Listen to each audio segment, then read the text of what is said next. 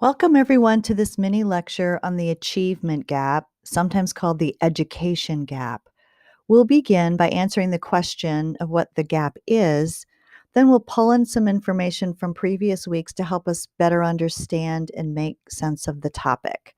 So, what is the achievement gap? According to our textbook authors, Kaplan and Owings, the achievement or education gap refers to the disparities in outcomes for different groups of students. These outcomes are usually high stake test scores, such as the SOL or Standards of Learning tests here in Virginia.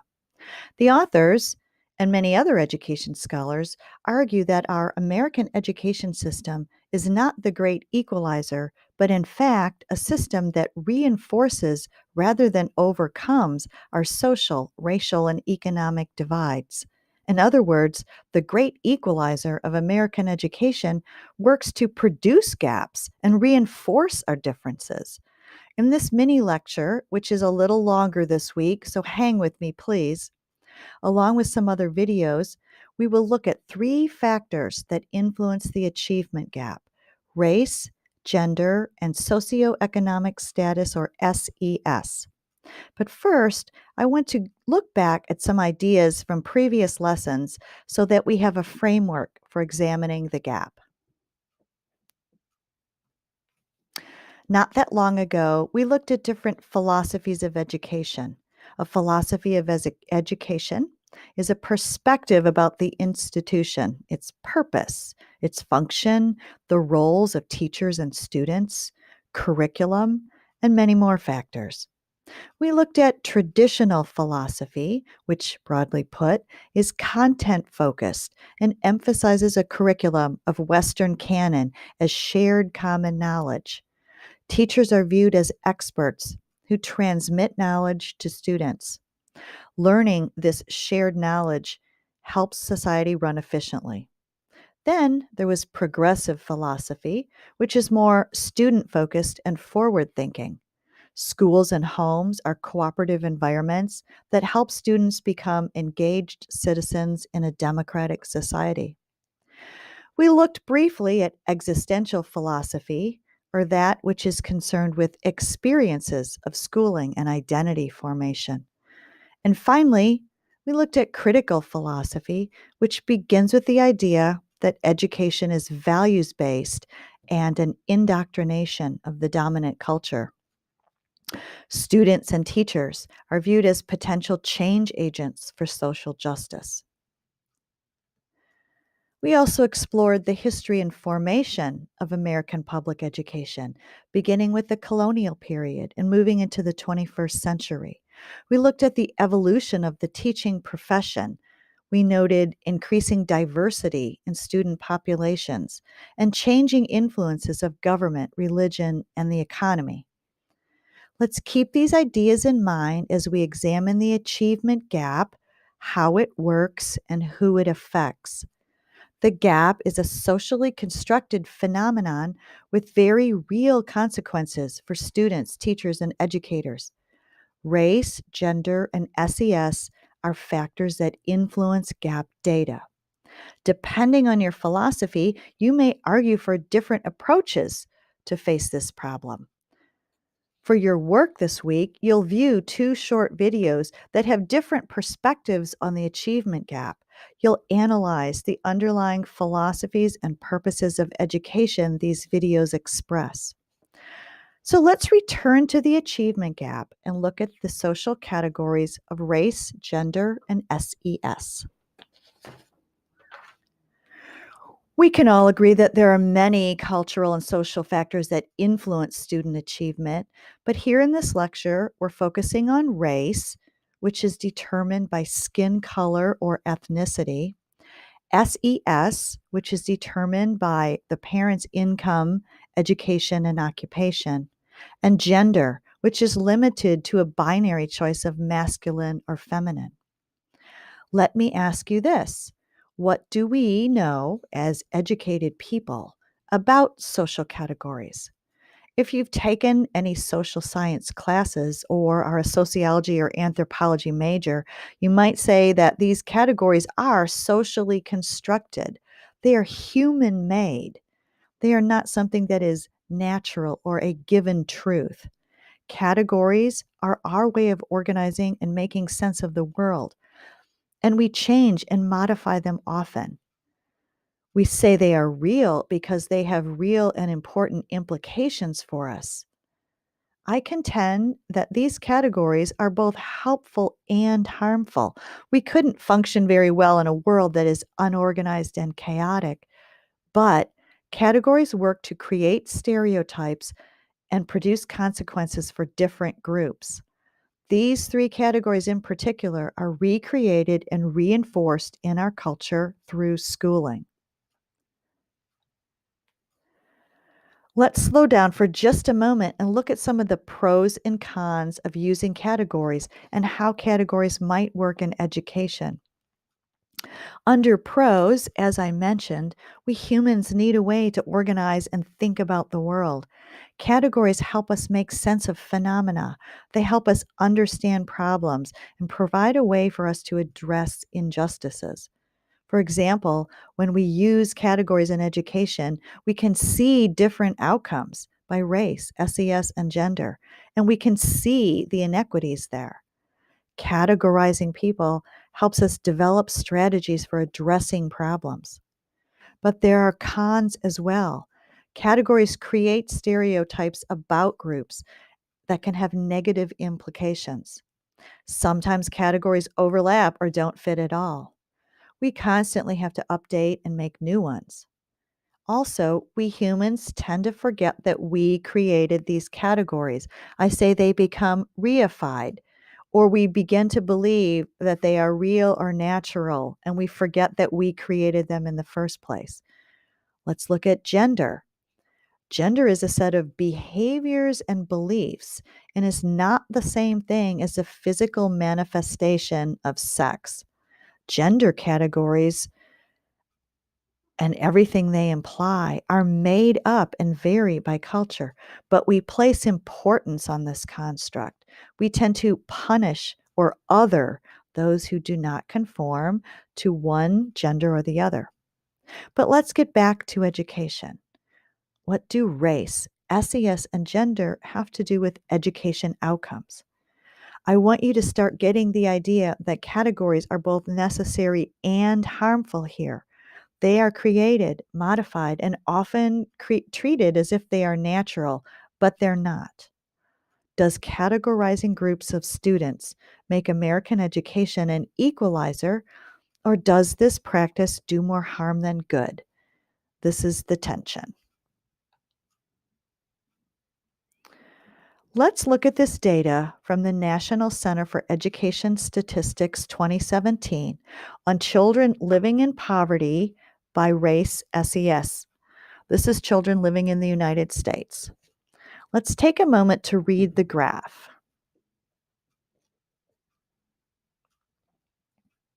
Here we can see the differences in socioeconomic status by race, and understanding why using these categories is important. We need to recognize that so many more Black, Hispanic, and American Native children than white children live in poverty. Categories help us make a case about inequities and injustices for different groups of students. At the same time, though, we might begin to form a belief or stereotype about these so called disadvantaged groups. Do you think teachers of different demographic background form a bias about Black or Native American students? How does this data create an attitude about certain students or influence instruction and classroom interaction? Let's look at this graph from the same source on race ethnicity in U.S. public schools by percent of enrollment. Take a moment to look at the colors and notice the key at the bottom.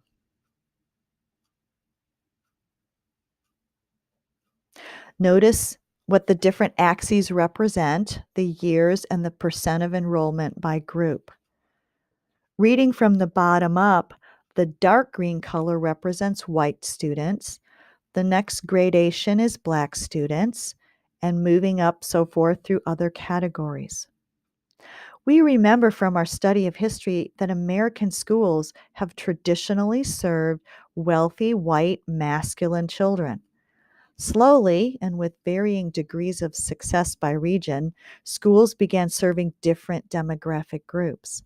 But it has not been that many years since school integration. Brown versus Board of Education was 1954. That's only about 2 generations ago. In Virginia, we read that Senator Harry Byrd organized something called the Massive Resistance to defy racial integration in Virginia. Let's consider this.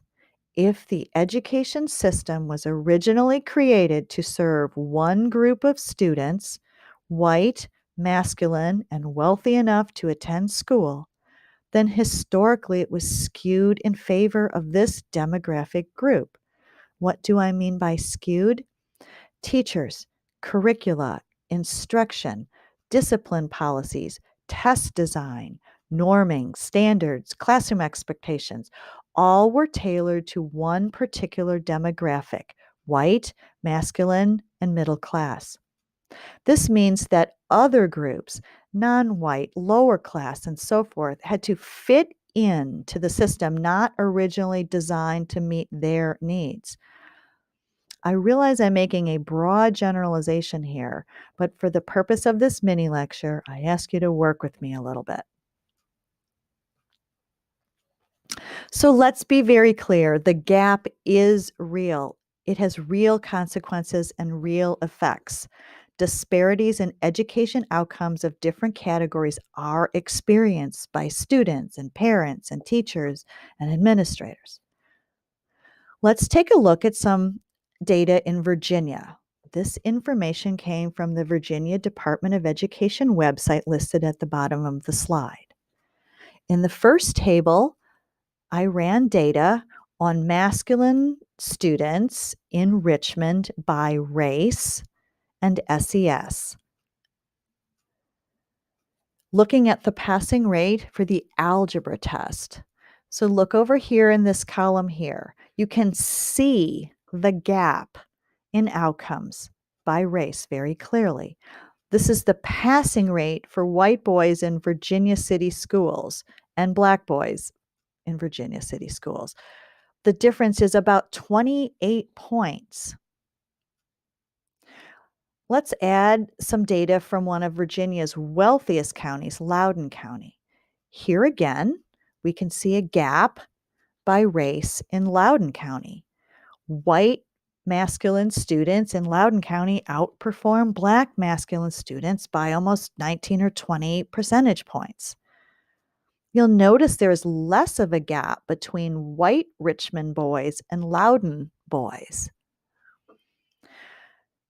This website allows you to choose the categories and school divisions you want to research, and I encourage you to visit the site excuse me, if you are pursuing an education degree or have an interest in this topic. We could continue to pull up examples and show you more and more that the gap is real. It also tends to create and reinforce stereotypes. Let's look at how this works.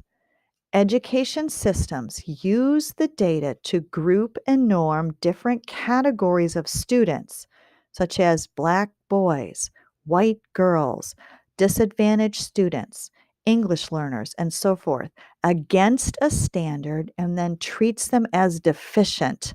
Let's repeat this. It groups and norms categories of students against a standard and then treats them as deficient. And what do we mean by standard? The mean or median test score or other indicator of performance.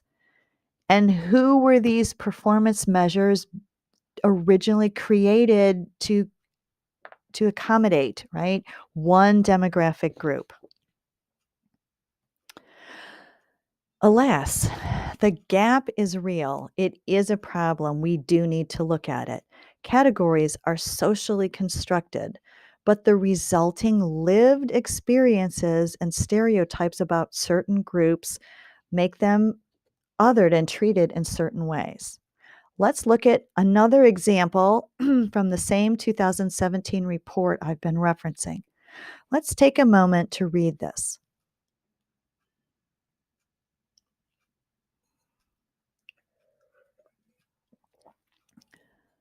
Excuse me. Does this conform to any stereotypes you have about certain groups of students? Do you identify with one of these groups? And if so, how does it make you feel? Let's look at another example from the same source. Take a moment to read this one.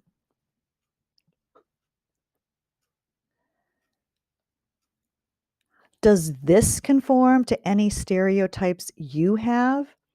Or do you identify with any of these groups? And if so, how does this make you feel? My purpose in sharing this information with you is not to piss you off, but to show you some examples of real world data and information that educators receive to make policy, to inform instruction, to educate teachers, like we're doing right here. We use this information to both change the status quo while at the same time forming and reinforcing stereotypes.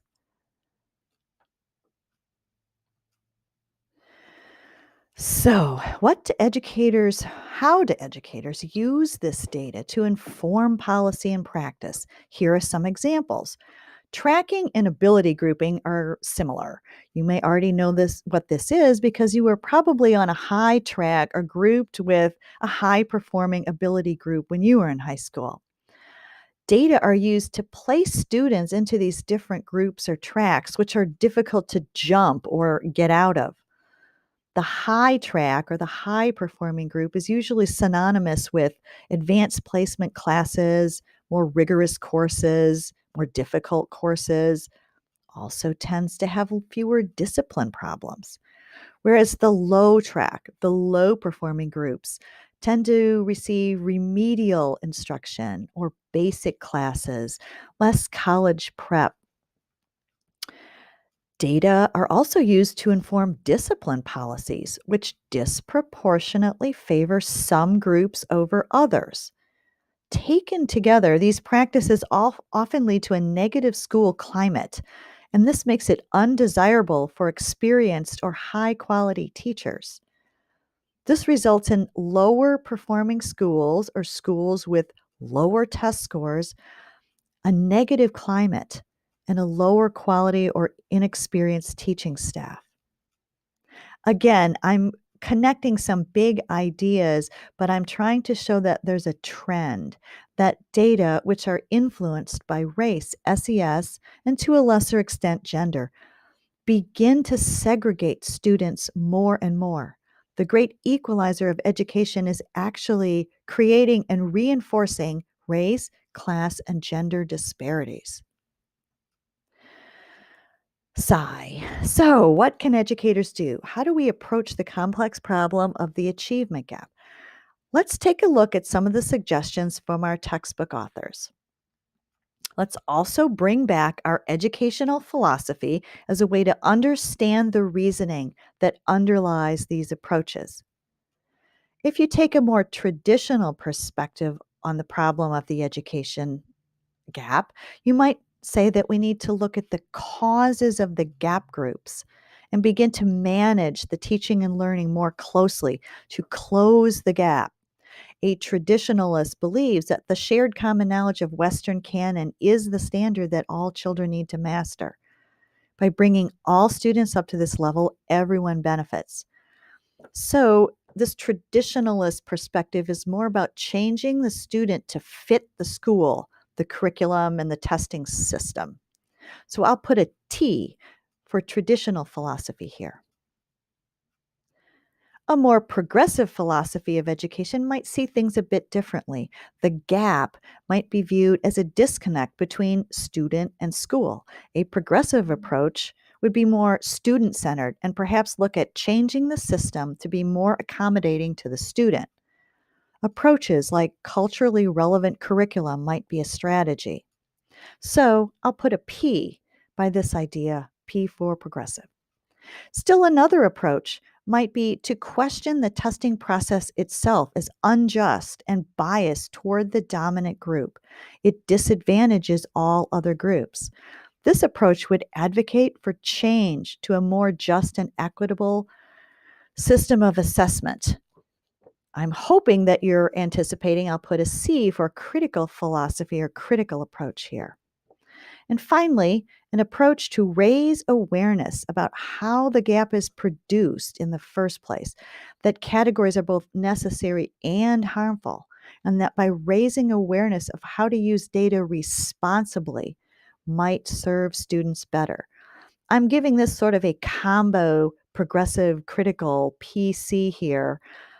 By using philosophy, I hope you can see how it helps us better understand the underlying reasoning and the different approaches to the gap problem. It is important to see the philosophy at work because politicians and superintendents and administrators are making decisions that affect thousands of students. You will be analyzing two short videos, so take some time to review this information or go back to chapter 3 in the textbook if you'd like. So, to finish this longer than mini lecture and to recap what we've covered, let's go back to our categories: race, SES, and gender. We discussed the pros and cons of categories, how they help us make sense of the world and understand problems. They also create stereotypes about groups of students, which leads to practices that ultimately reinforce our differences. The achievement gap is a complex problem, and philosophy helps us better understand the reasoning behind strategies and options to combat its effects. Some ways to break the cycle include raising awareness of how stereotypes work, as well as changing practices that reinforce our disparities. In conclusion, and I'm skimming over ideas and not going into many details here because this is a foundational course. The achievement gap is a rich subject area that would make an excellent topic for your paper. I'm going to end this mini lecture by encouraging you to watch the short video Brooklyn Brownstone about two schools in New York City. This video weaves together the ideas we've covered here in a real world context. I think you'll find it extremely interesting. Thanks for hanging with me. Enjoy.